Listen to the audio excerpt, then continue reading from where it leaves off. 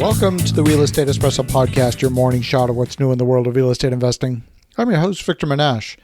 On today's show, we're talking about how borrowing is like dating with the intention of getting married. No, we're not talking about casual dating or any extra-marital hanky panky. I know what you're thinking. This is a strange analogy. You see, at the heart of a loan is a relationship. It's a relationship that culminates in a signature on several hundred pages of documents, and then the advancing of funds is like the honeymoon. But before we get ahead of ourselves, let's talk about the natural progression of the relationship. Imagine for a moment you have a friend who's going to introduce you to someone really special. They've told you all about this person and they sound perfect. They share the same values, they like the same kind of cooking.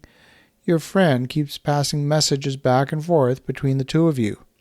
But the two main parties to the relationship haven't spoken directly yet, you haven't met in person, and you haven't gone on a date.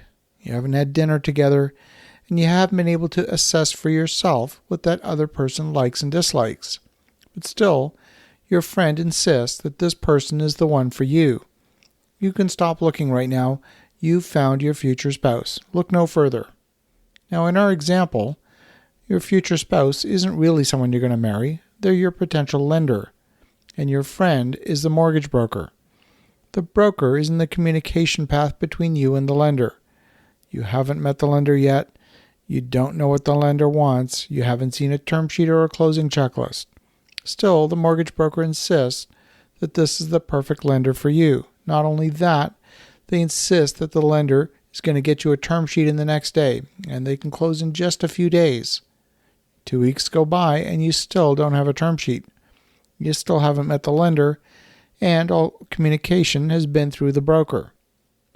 Now, when you build relationships with the hope of marrying someone, there's a series of steps that are the natural progression of that relationship. You would want to spend considerable time together. You might travel somewhere on vacation. You might play a board game together. Seeing how competitive your potential partner is in a game of Monopoly may tell you a lot about your potential partner. If you try and skip steps in the process, the risk of the relationship falling apart go up. If you try and rush it, the risk of failure goes up.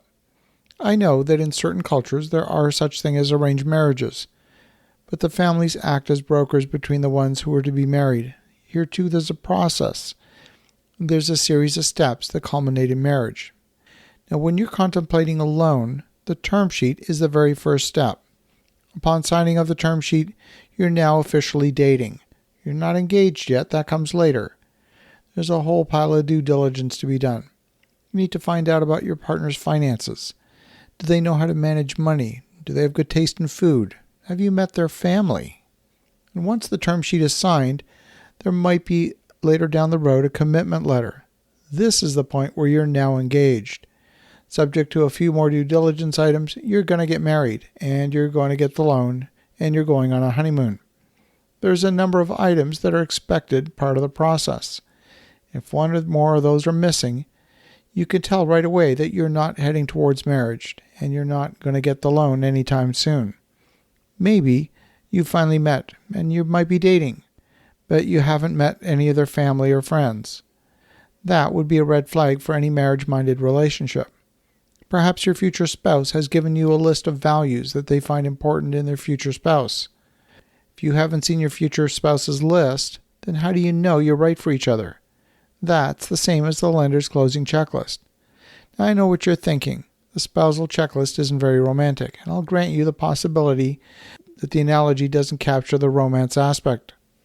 The point is, if you're looking for certain steps in the process, and if some of those steps are missing or out of order or rushed, it's a red flag right away that something's not quite right. Rather than just relying on the lender's closing checklist, how about you form your own closing checklist? As you think about that, have an awesome rest of your day. Go make some great things happen. I'll talk to you again tomorrow.